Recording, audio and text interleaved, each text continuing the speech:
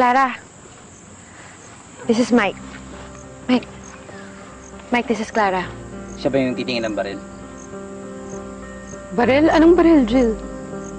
Well, sa dami ng mga nangyayari ngayon at sa pagbabanta ni Roman, hindi mo alam kung kailan na-atake yung lalaking yun. So, at least marunong ka ng self-defense. And you have to protect yourself. You have to fight fire with fire. Itong si Mike, may kilala na nagbebenta ng baril, so tutulungan niya tayo.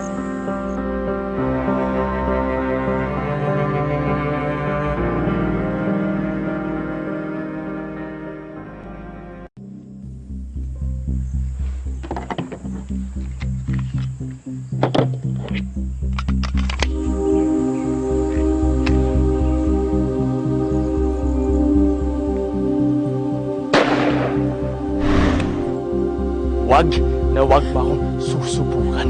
Please! Please, naman!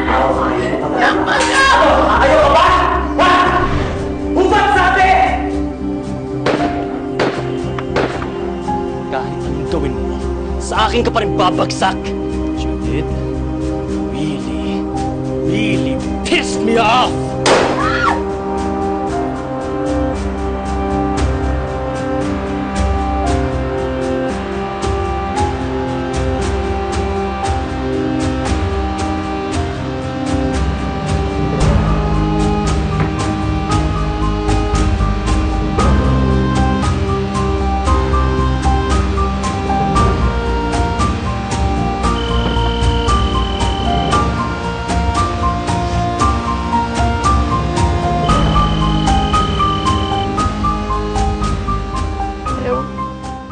Clara, pasensya sa abala.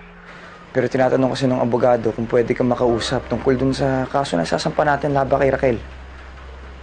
Sige. Uuwi ako ng San Diego. Clara, pasensya ka na, nadamay ka na naman. Okay lang yun. Talaga namang pupunta ako dyan kasi bibisitahin ko sana si Hannah. Salamat pa din. Wala yun. Magkita na lang tayo dyan.